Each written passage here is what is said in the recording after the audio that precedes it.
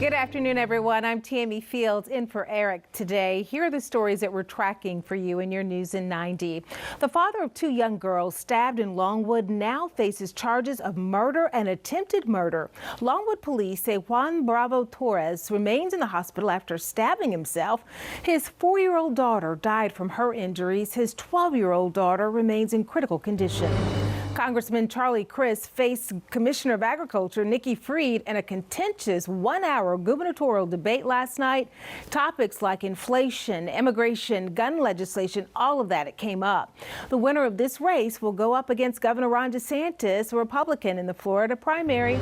SpaceX gearing up for another weekend launch. A Falcon 9 will lift off from Complex 39A at the Kennedy Space Center. The launch window, it opens at 8 a.m.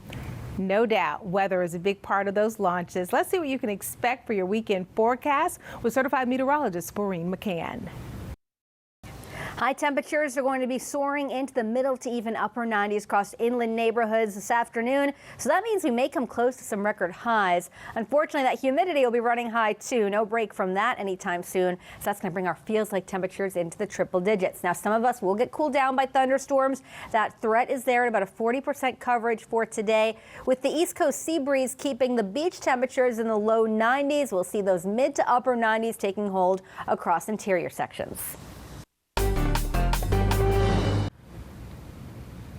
An update this afternoon on President Joe Biden's recovery from COVID-19. His doctor says that he's responding well to treatment, but the president's trip here to Orlando and Tampa that was scheduled for Monday, it is still officially off. It's unclear if it will be rescheduled.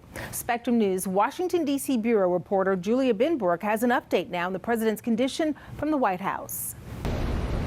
President Joe Biden is fully vaccinated and twice boosted. The White House said he's experiencing mild symptoms. He is isolating here at the White House, but his team assures the public that he is still working. In fact, he signed a bill into law yesterday that improved access to baby formula. The White House says it's still unclear where the president contracted COVID-19, but we do know his last public appearance was in Massachusetts on Wednesday. On CNN's New Day this morning, the White House COVID-19 response coordinator, Dr. Ashish Jha, said he received an update on the president's condition around 10 p.m. Thursday, and that Biden was doing, quote, just fine. The symptoms were basically the same. Again, he's got a little runny nose. He's got a bit of a dry cough. Both Vice President Kamala Harris and First Lady Jill Biden plan to continue their duties as scheduled today. Biden's team says his scheduled meetings will take place via phone or Zoom calls. CDC guidance says that people who test positive should isolate for at least 5 days from that first positive test or symptoms, depending on the situation. White House protocol goes beyond that, and the White House says that Biden will continue to work in isolation until he receives a negative COVID-19 test. At the White House, Julia Binbrook, Spectrum News. We are expecting another update from the White House about the president this afternoon. As for those who may be considered close contacts to President Biden, the White House has not specified who that may include, aside from First Lady Jill Biden. Now, this is video of the First Lady in Michigan today. White House COVID advisor Dr. Jha said that she is following CDC guidelines for those who are vaccinated, which includes wearing a mask around people for 10 days. He also said that she still plans to travel to Delaware this weekend. A White House official also confirmed to the Associated Press that Vice President Kamala Harris was a close contact to the president. She is expected to continue with her normal schedule. She and the First Lady have so far tested negative.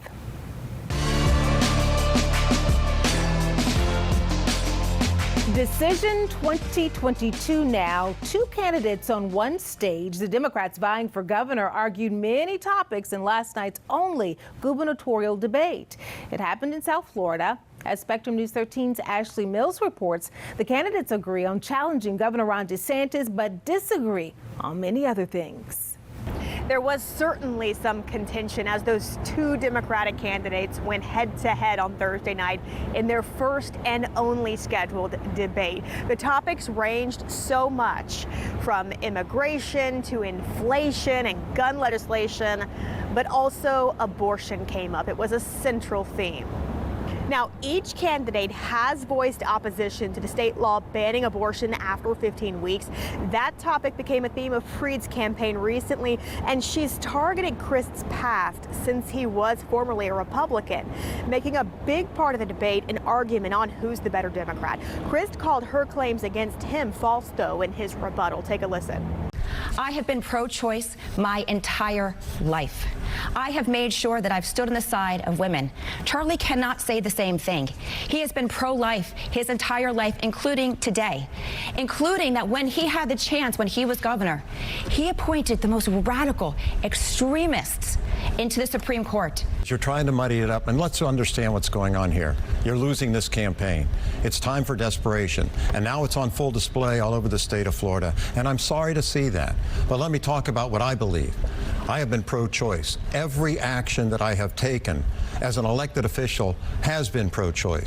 To Freed's claim about his Supreme Court appointees, Crist tapped Charles Kennedy and Ricky Polston during his stint as governor. They're still serving, and the High Court will likely rule on Florida's new 15-week abortion ban soon.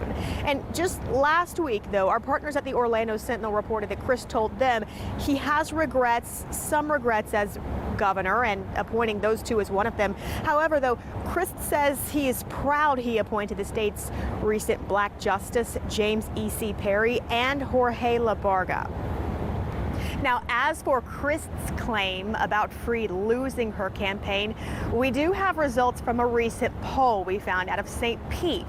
This poll conducted in mid-June. It shows that those surveyed, 49% of them would vote for Crist, about 24% for Freed, and the remaining still undecided at this time. Reporting on scene in Orlando, Ashley Mills, Spectrum News. Starting today, the Turning Point Summit will kick off in Tampa. It runs through Sunday. Governor Ron DeSantis will be speaking at the summit this weekend. He is just one of the high-profile speakers, though. The list also includes former President Donald Trump and Senator Rick Scott. Our Holly Gregory and Mitch Perry will cover stories from both sides all weekend, and you can watch it here on Spectrum News 13. We are about 1 month out from the August primary in August, and your time to register for it, well, it is running out. You have until Monday to update your voter registration. Some supervisor of elections offices are extending hours that day to accommodate those last-minute registrations and party affiliation changes. For more details, check with the supervisor of elections in the county where you live. Don't forget to join us Tuesday night, August 23rd, starting at 7 for Decision 2022 primary night election coverage. Spectrum News 13 will provide live results and analysis about our local races and beyond. We are your one-stop shop resource for balanced and in-depth coverage on the candidates and the issues, also available on the Spectrum News app.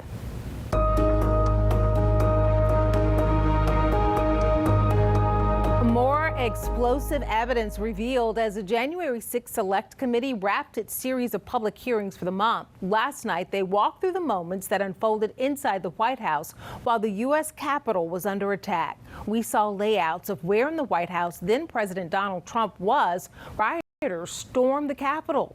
We also heard chilling Secret Service radio messages as they worked to maneuver Vice President Mike Pence past the mob that came very close to reaching him. Spectrum News national reporter Josh Robin will walk us through those moments, as well as testimony from two former Trump White House staffers. All of that coming up at the bottom of the hour. You likely answered a call only to hear talking to you about extending your car warranty. Now the federal government is what they're doing to crack down on those robocalls. You're watching Spectrum News 13. Keep it here.